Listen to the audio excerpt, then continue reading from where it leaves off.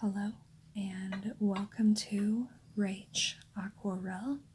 My name is Rachel and today I'm going to be painting a landscape scene of some hills and some light shining through some clouds. But first, let's go over the colors you'll need. I have a warm yellow, I have a cool yellow, otherwise known as lemon yellow, a warm red, which is orangish red, a cool red, which is a little bit more like magenta, and another lemon yellow that I use to mix greens, phthalo blue, and ultramarine blue.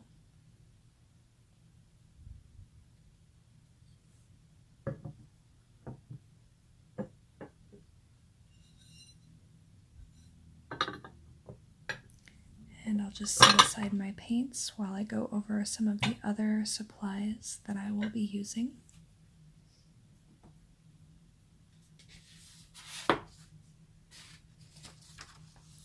This is my template. This is based on a drawing that I had done, and this template is available for instant download and printing at home if you see the link below in my description. I'll be using some carbon paper to transfer my template onto my watercolor paper.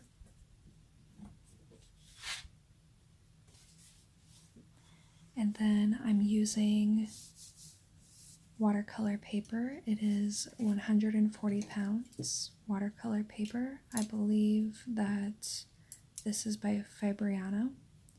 And I'll be using some assorted watercolor brushes.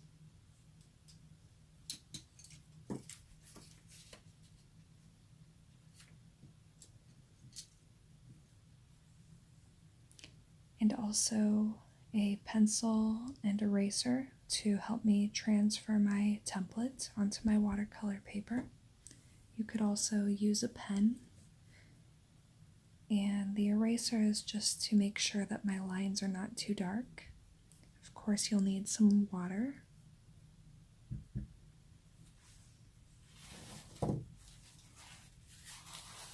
And of course, you'll need paper towel. My water and my paper towel will be off screen, but I'll be using them a lot. And then I also like to use painter's tape, which I just buy at the hardware store. And I use that just to fasten my paper onto a board. And I really like the painter's tape. It's basically just masking tape, but it's a little bit less sticky than most masking tape, and that way when I take the tape off of my painting, I don't have to worry as much about the paper tearing. And I can't tell you how many times I've had that happen where I spent a lot of time working on a painting and I really liked it.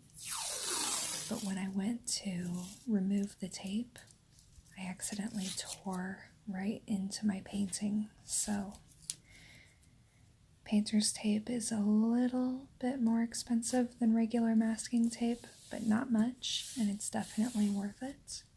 And I know a lot of people use a tape called artist tape, and I have not used that because I find that this is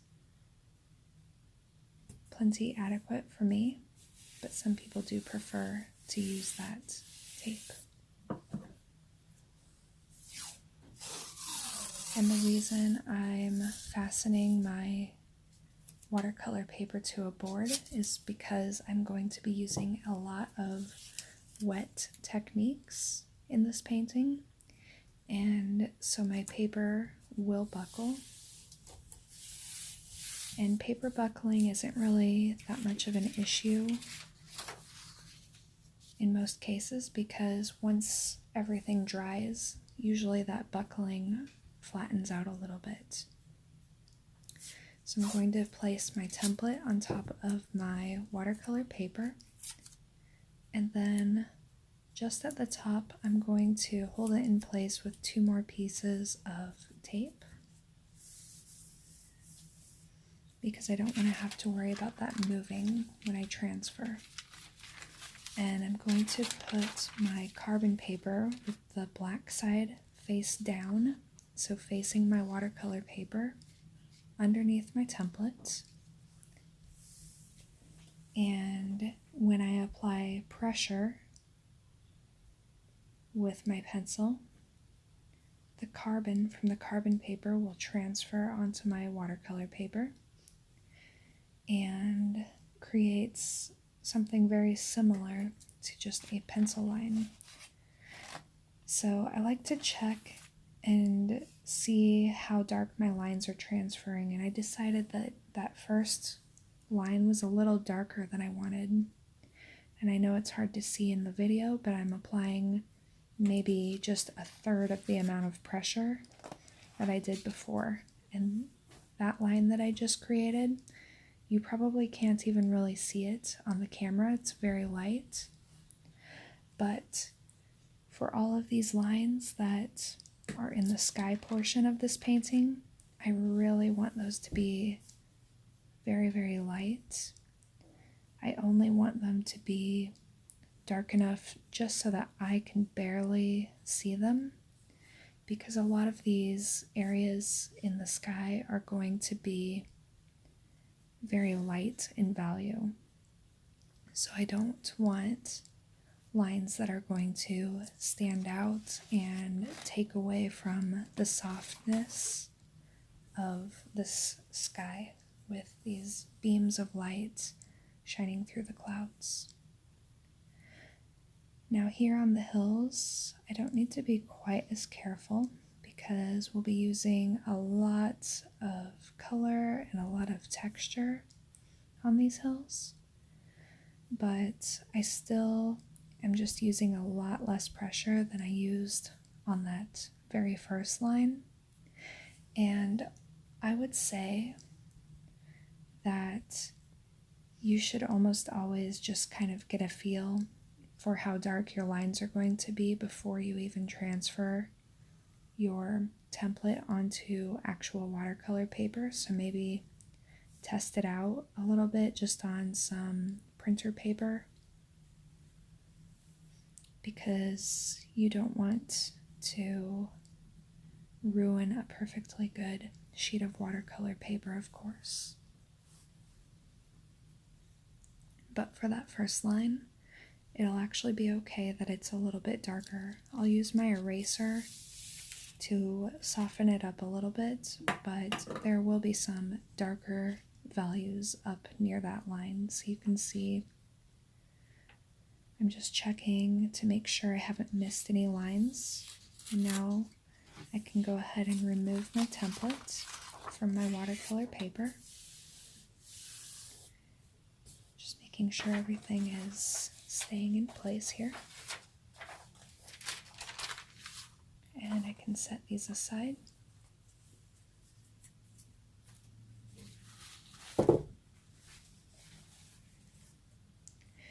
But before I paint, I'm going to certainly use my eraser to lighten up that dark line. And in general, I would say to avoid erasing on watercolor paper because it can rub into the texture of the watercolor paper. But as long as it's just a minimal amount of erasing that you need to do and you use very light pressure, it should be okay.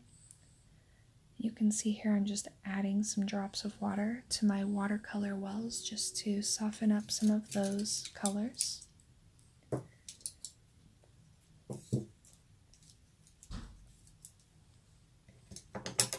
And I'm going to set my paintbrushes right where I can easily reach them.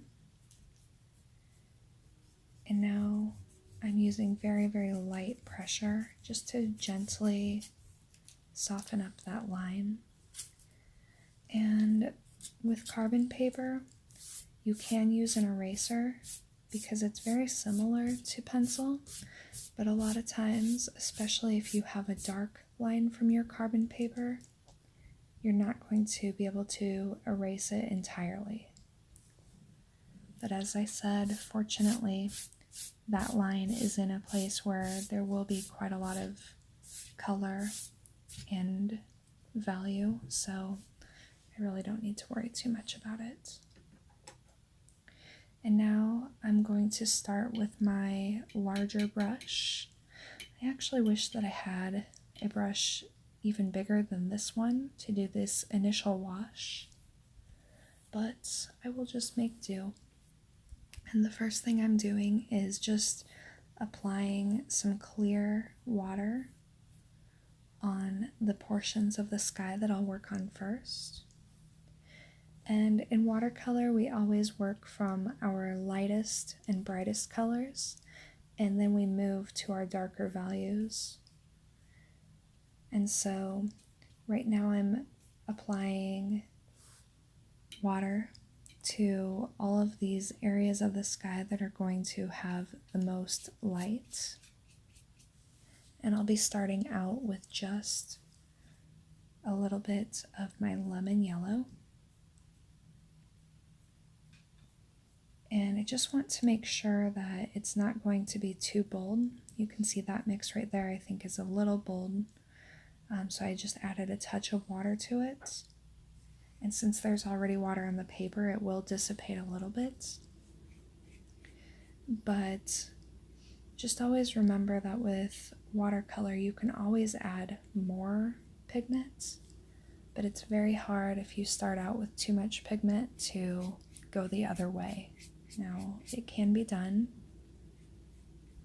Typically, what I would do if I felt I had applied too much pigment at this stage, I would quickly rinse my brush out, and I would start going over that pigment on my paper with more clear water just to help it dissipate a little bit.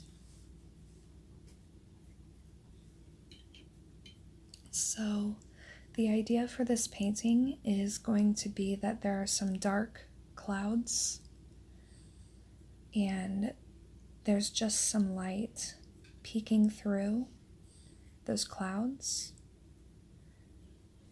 and then some nice bold rays of sunlight shining down and illuminating the top of some of these hills. So I'm gradually adding a little bit more of my cool red, which is my red that looks a little bit more magenta. And you can see there, at first I felt that there was a little too much pigment in there, and so I quickly went over to my water and added some water in there. And right now I'm using this cool red just to start adding a little bit of warmth and separation to these beams of light coming through.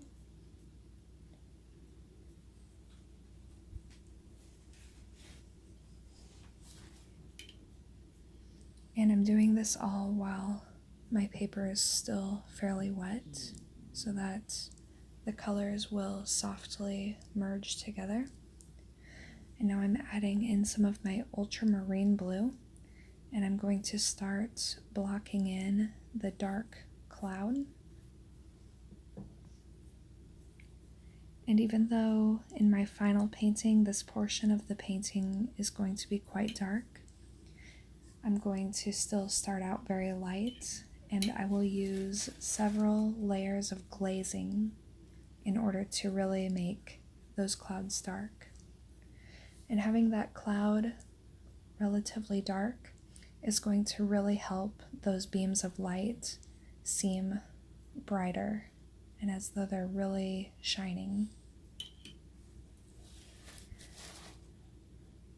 And now I'm applying some very light ultramarine blue below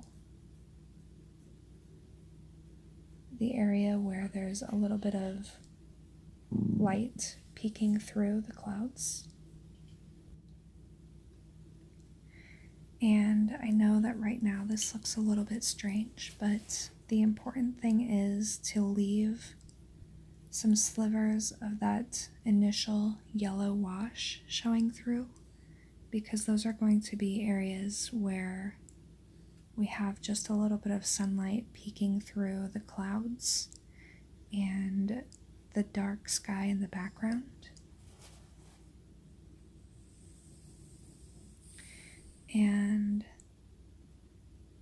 in this composition, I envisioned clouds that are even forming behind these rays of sunlight. And so I'm going to very delicately, a little bit later on, apply a very thin wash to that bottom part of those really strong beams of light to create the impression that there's also a dark cloud behind the lights. So we're going to have lots of transparency effects in this painting. So I need to wait for the sky to dry up a little bit so I can start applying glazes. And while I'm waiting for that, I'm going to go ahead and start blocking in these hills in the background. And right now I'm just using a wash of ultramarine blue, my cool blue, and applying that to these distant mountains. And since I have so many of these mountains or hills, I'm not really sure. I think they're just hills. But since there's so many peaks and all of these hills are overlapping each other, I really want to create a sense of atmospheric perspective so that the mountains in the distance really look like they're far away. So that most distant mountain, which is just a small peak, kind of toward the center of the composition, I'm going to leave that the lightest value. And as I work on the hills and the peaks that are in the mid-ground, I'm going to try to apply this initial wash in a way that's a little bit more saturated and darker.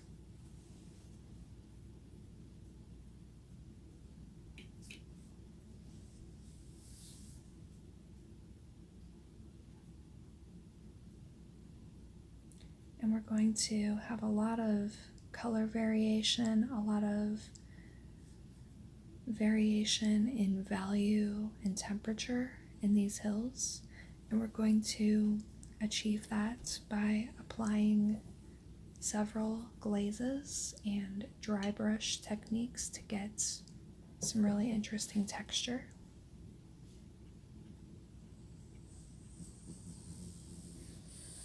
So you can see so far I'm working on 4 different hills. The one that's furthest back, you can see very clearly it has the very lightest wash. The one right in front of that is slightly more concentrated. And then there is a large hill in the back, and it's a little bit lighter as well. And then that hill that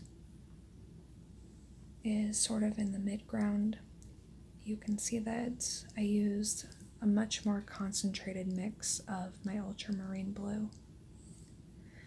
And now I'm beginning to apply some glazes to my sky. And you can see that when I apply a really watery glaze of ultramarine blue on top of the yellows and the reds, that we get some really interesting color combinations. And this is essentially what I will do for the cloud in the distance. I'll just apply a very, very light, watery glaze.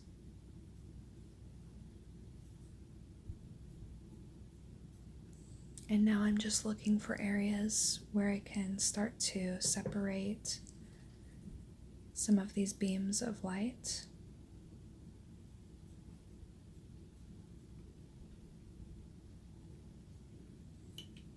And if you get an edge that you feel is a little bit too hard, just dip your brush into your water and then quickly go back over that hard edge, and that will just allow it to dissipate a little bit.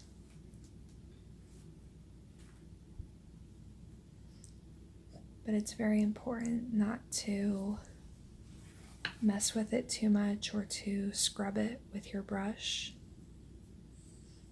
A big part of watercolor is letting things happen, at least somewhat on the terms of the watercolor and not always on your terms. And now I'm applying more glaze to my beams of light with my ultramarine blue. And you can see how watery this mix is. And that's very important, especially in these areas where there's a lot of light, because we do want some separation. We want to show that there are some overcast clouds, some overcast sky behind those beams of light, but we don't want too much contrast. So I used the very lightest blue that I could.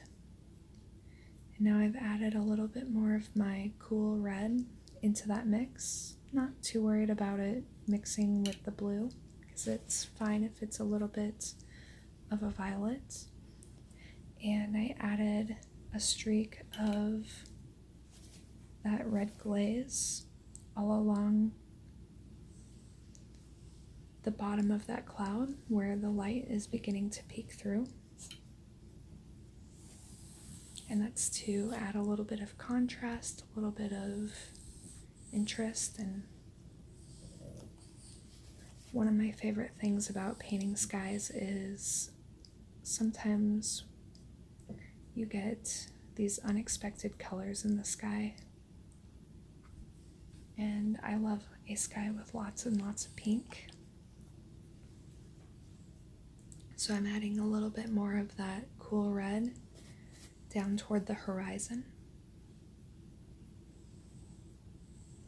And with skies, I think in a way you really can't go wrong, because think of some of the skies that you have seen in real life.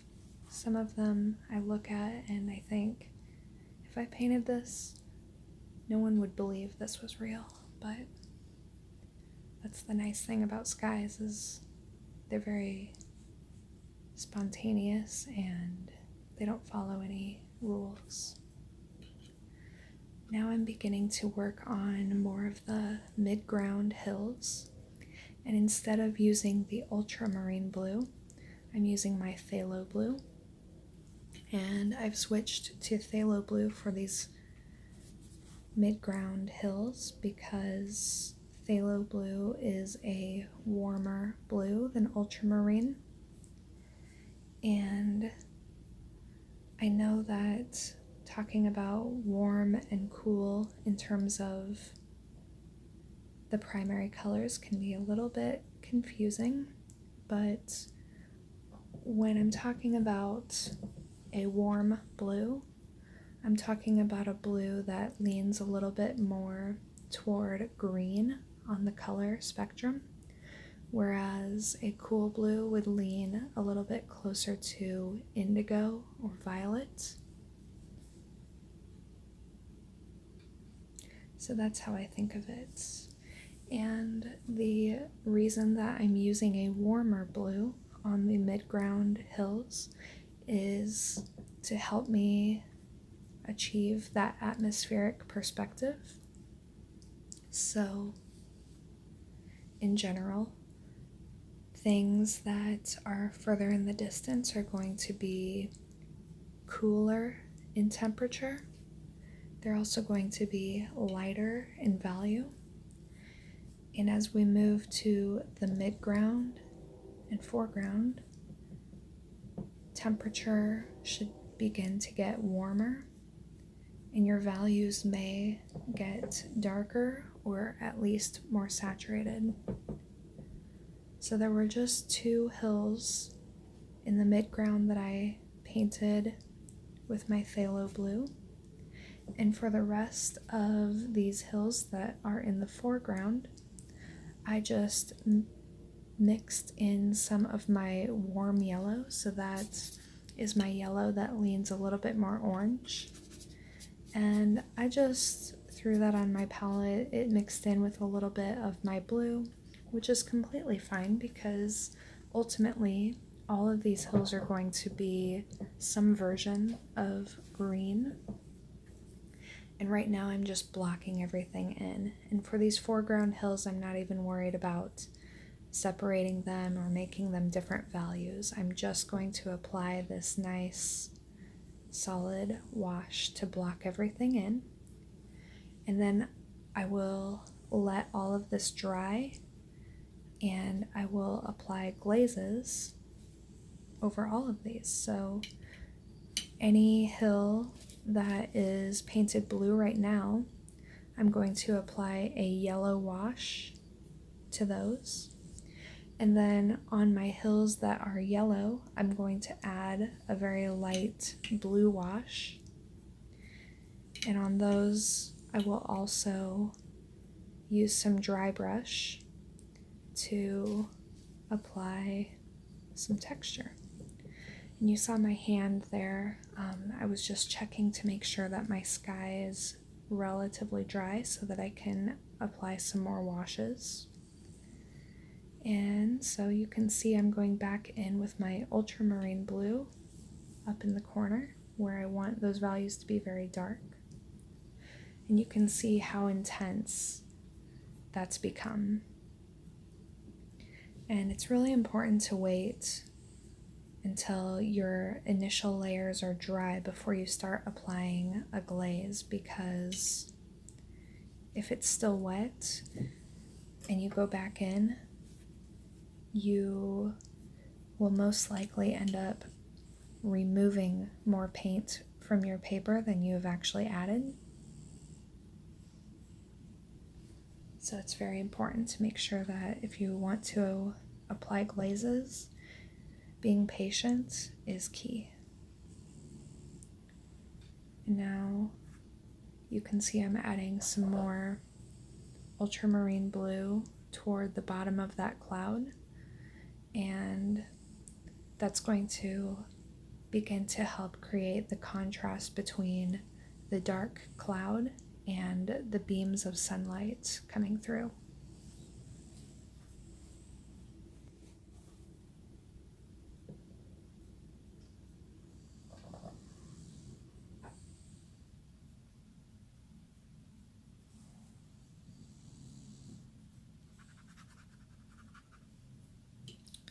And now I'm going in with more glaze of my ultramarine blue. And you can see on my palette my ultramarine blue and my yellow are starting to run together a little bit. And of course I don't want a green sky, so I will clean that up in just a little bit. But for now, I feel that I can keep them separate enough because I want to make sure that I'm working on my sky while some portions are still wet so that these colors can softly merge together.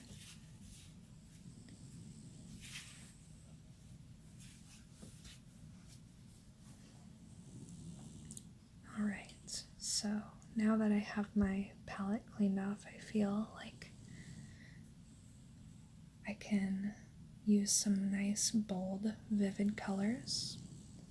So I'm going back in with my cool red, my red that looks a little bit more magenta. And I'm going to continue glazing over that area.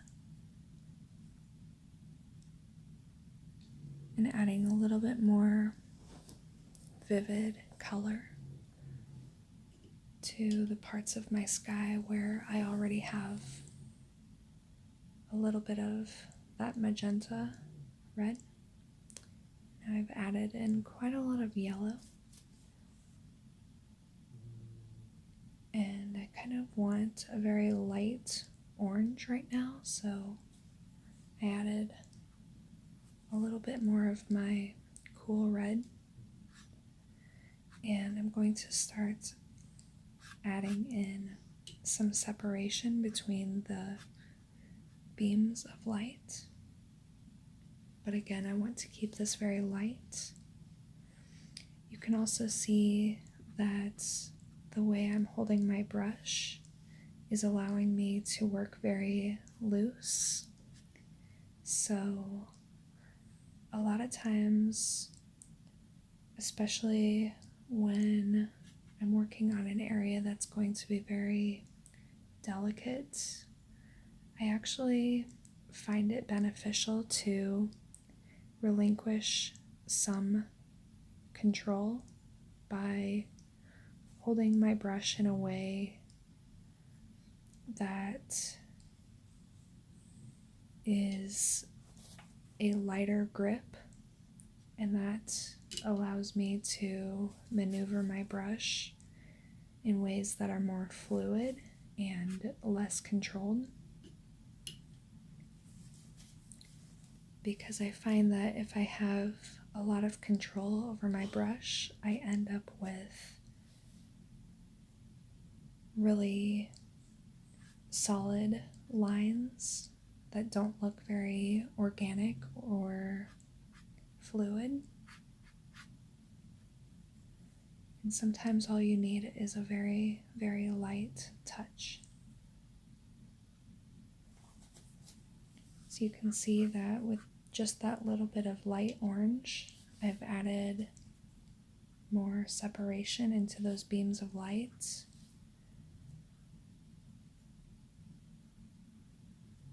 And I'm also just softening up some of the light peeking through under that cloud, because I'm keeping in mind that some of those areas shouldn't be the full brightness.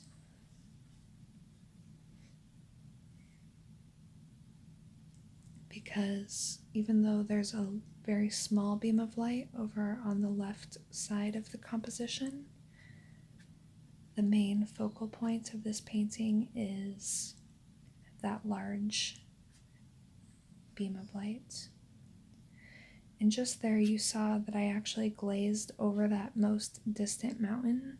And the reason I did that is because I want that distant mountain to almost seem as though it is getting lost in the light. Like the light is so strong that it's almost washing out that most distant hill. And right now you can barely see it, but I will add some very, very light glazes to it to bring it out just a little bit, so it's not completely lost. But I really like that effect of distant objects kind of dissipating with the atmosphere or with the light. So now I'm starting to work on that distant cloud with a very light glaze of my ultramarine blue. I'm also going to apply that to the bottom portion of the sky.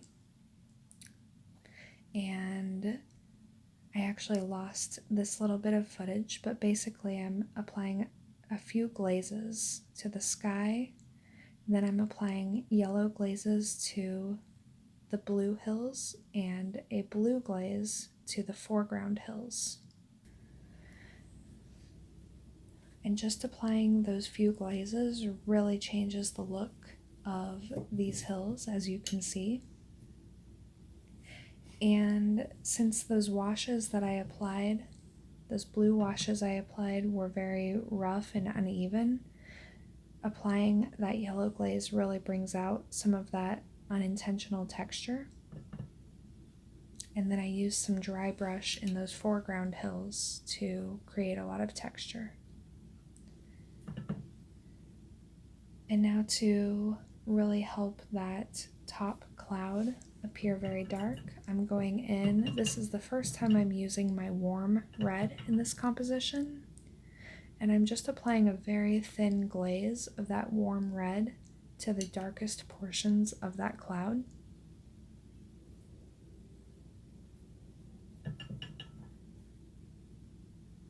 And so that cloud is almost becoming kind of a grayish violet.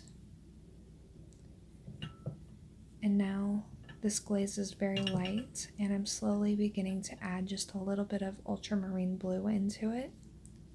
And I'm going to use that glaze just to add some warmth to some of these blue areas in the sky.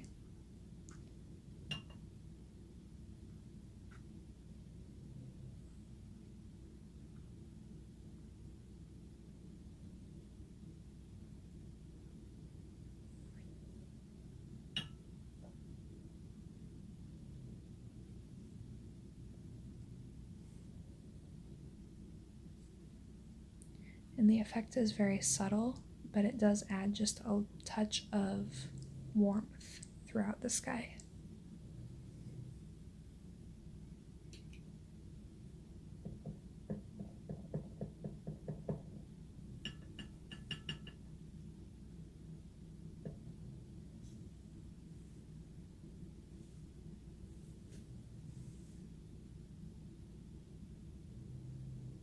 Now I'm using a more concentrated mix of my ultramarine blue, and that warm red is a very strong pigment, so I didn't want to overdo it and add too much.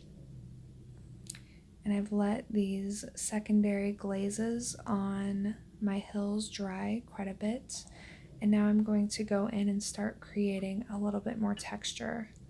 So I'm using that ultramarine blue with just a touch of warm red to really start bringing out some of the textures and shadows in this mid-ground hill. And one thing I want to do is have some decent contrast between the lower parts of that hill that aren't getting as much light. They're a little bit in shadow. But I want to allow the peaks of most of these hills to be a little bit lighter, a little bit more green or yellow, to give the impression that light is hitting just the peaks of those hills. And so adding lots of value and saturation to the parts of the hill that are not receiving as much light is going to be really, really crucial.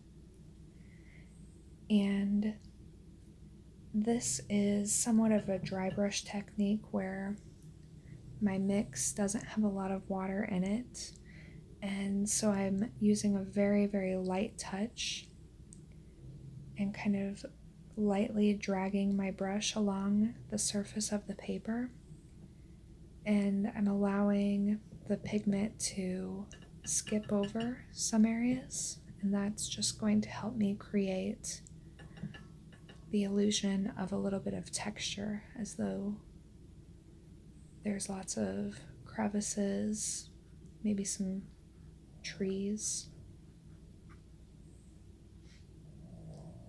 And a lot of times when I want to add shadow to green areas, I do tend to use a somewhat violet color. And you can see that in that more distant hill, applying a very light wash of violet helped just to subdue it a little bit, take the saturation down, and push it even further into the distance.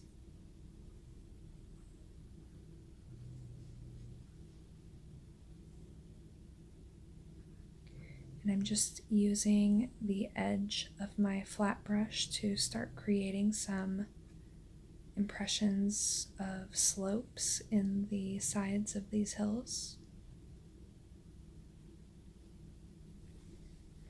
And now, if you look at the top of this hill that I'm working on right now, and how nice and illuminated it looks compared to the lower portions of that hill.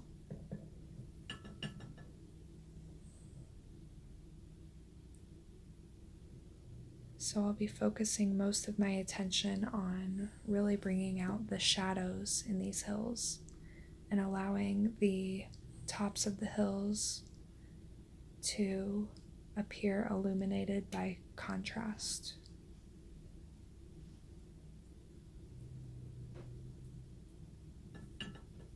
Now I'm adding in a little bit of my lemon yellow. That's my lemon yellow that I often use to mix greens. You can see, compared to my other well of lemon yellow, that one is very dirty already. So I started out with my lemon yellow and I added in some ultramarine blue, but I felt that was a little bit too dull. So then I added just a touch of my phthalo blue, and that really helps to brighten it up a bit.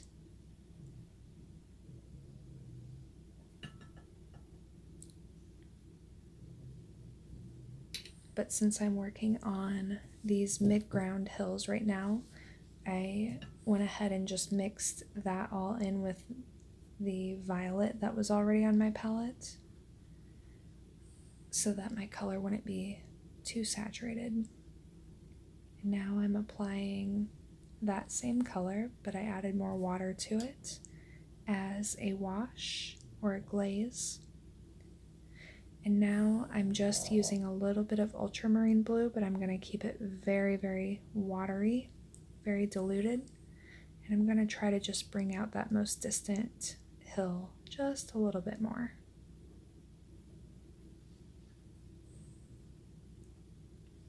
But again, I want it to almost be lost in the distance. So I'm going to be very careful not to overdo it.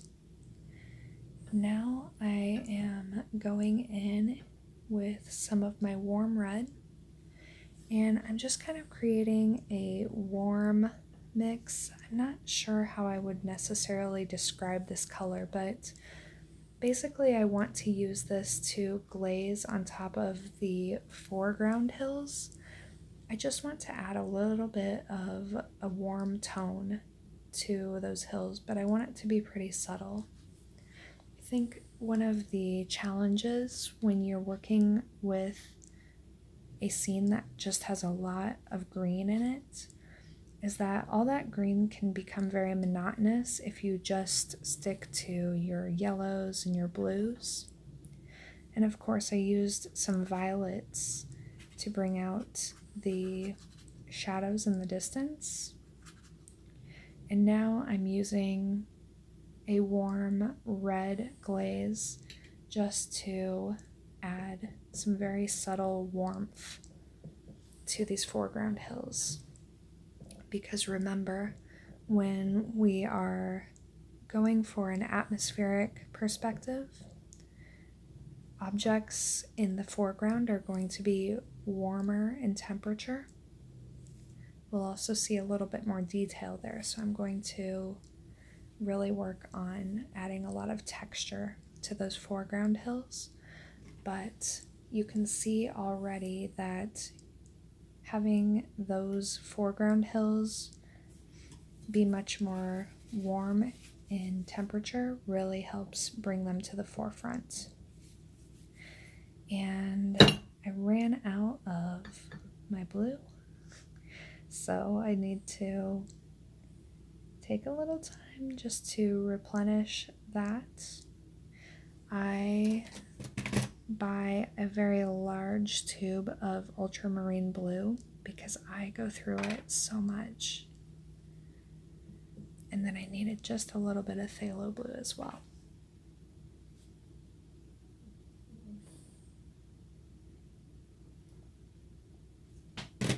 but I am going to really need some very concentrated mixes with especially my ultramarine blue, because this is what I'm going to use the most to start bringing out texture in my hills.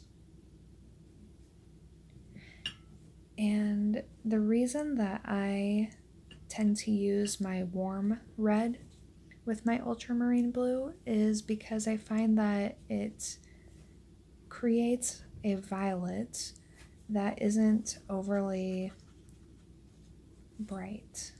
So if I wanted a really bright violet, I would probably use my cool red, the one that looks a little bit more like magenta.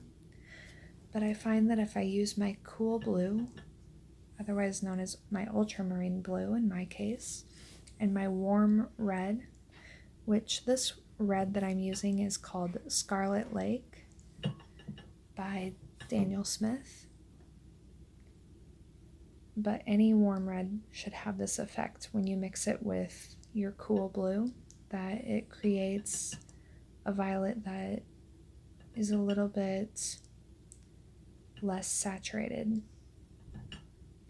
and I think a little bit more natural looking in most cases. So right now I'm using this again to glaze over that dark cloud and just to kind of soften it up a little bit.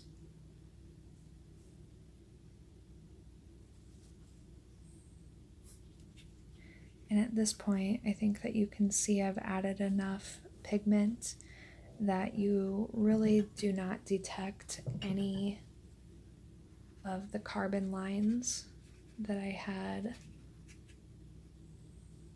transferred on from my template. Even that dark line has really disappeared because there's just enough contrast right where I put that line that it conceals it.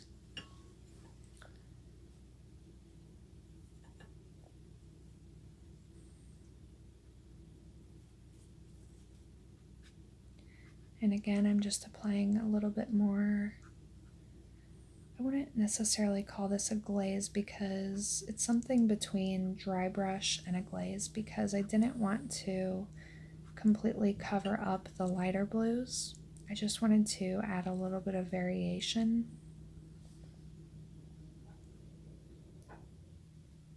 And again, I'm holding my brush in a way that's very loose. I'm relinquishing a little bit of control here.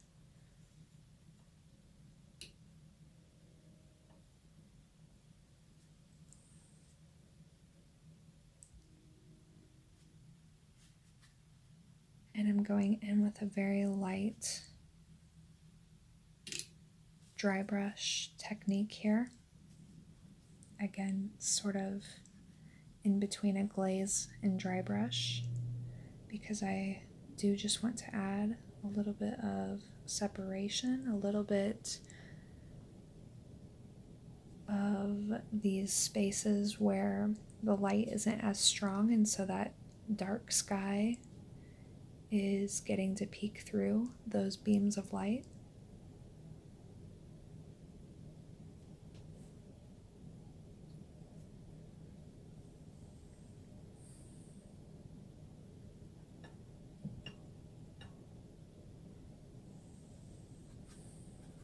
And now I'm going in, and you can see I'm almost just scribbling in this blue on top of some of these mountains here. And I like to use that scribbling motion just to make sure that I get a lot of spontaneous texture. And now I'm applying even a little bit more of that blue onto that most distant mountain and into the sky where there's that cloud in the distance.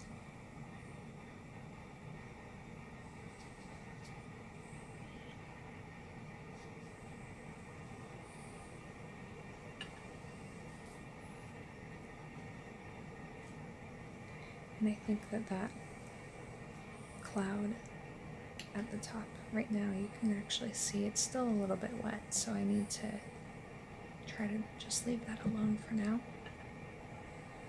So I'm using my warm yellow, my yellow that's a little bit more like a true yellow, and I'm going to start very loosely scribbling in more texture. Now, I don't want to completely cover anything up. I want to maintain some of those other colors. So again, this is something between a glaze and almost a dry brush technique, because I do want to use this just to build up a little bit more texture.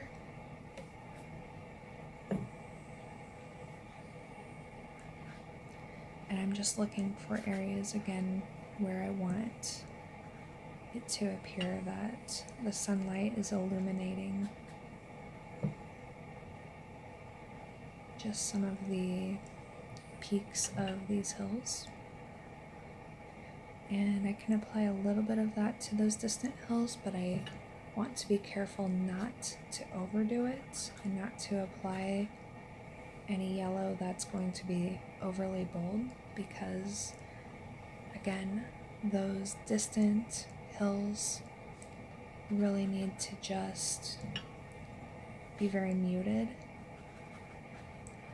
And I'm going to focus most of my texture and my warm temperatures in these foreground hills. So you can see down here I can really very boldly add some yellow glazes and dry brushing, and that really helps to bring out a lot of that texture and really brings those hills to the forefront. And now I'm adding a little bit more of my cool red in here, and I'm going back into the sky, and I kind of want to soften up this area here in the middle. Some of those light dry brush strokes, they do just feel a little bit rough to me, so I'm going to try to find some ways to soften that up. And right now I'm just going to add a little bit more warmth to that area.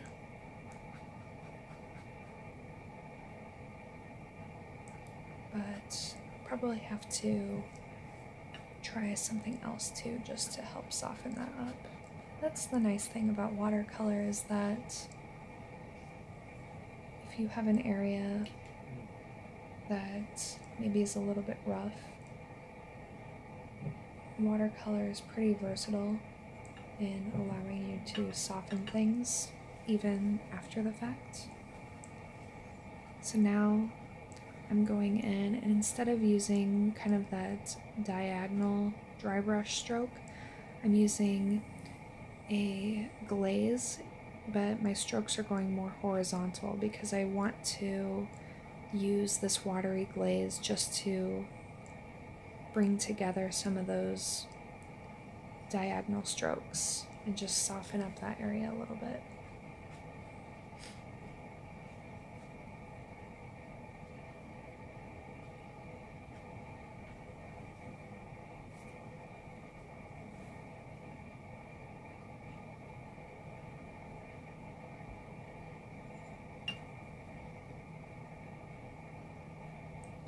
And then I'm just going over that most distant hill again, just a little bit more. So I think at this point you can really see that it's there.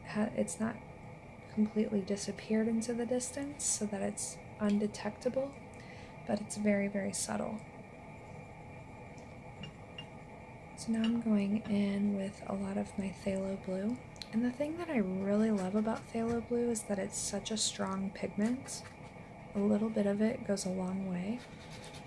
And I'm going to use this just to help me re-emphasize some of the shadows and the texture in the foreground. So I have a lot of pigments, not a lot of water in this mix. And so this really is a dry brush technique. And I know right now you can't see my hand, but I am using that very loose grip on my paintbrush again. And that just really helps me to get texture that is more spontaneous looking and not so controlled.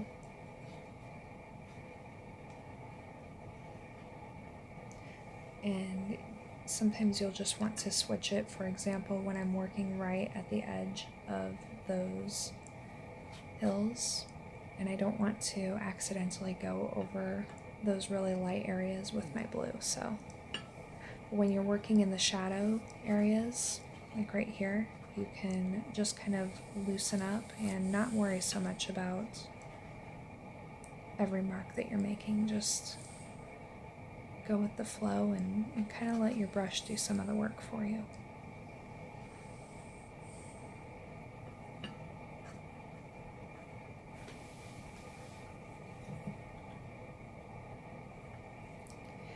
And something that I always tell my students is that when you are working on a painting and you kind of just have your nose up against it and you're really focused, what you really need to do at some point, and I'd say that we're getting very close to that point here, is that you need to step back and look at your painting from a distance and maybe even walk away from it for a little while and then judge and see if you're done.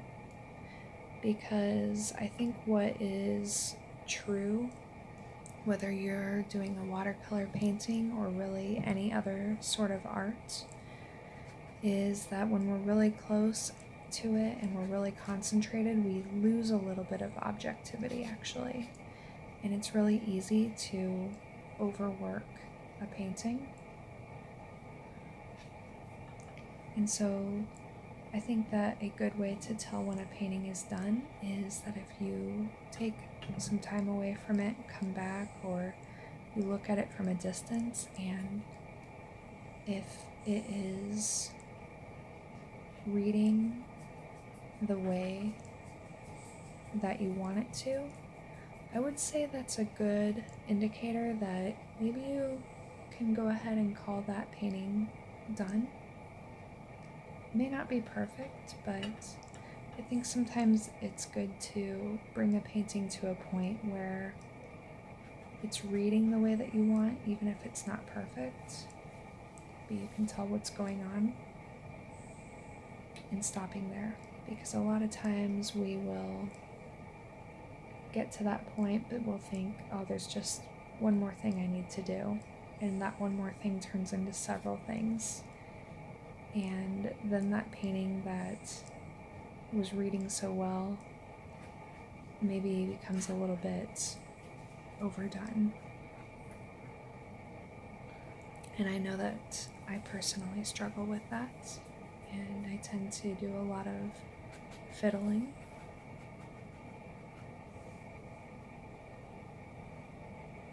And a lot of times I'll just give myself a time limit.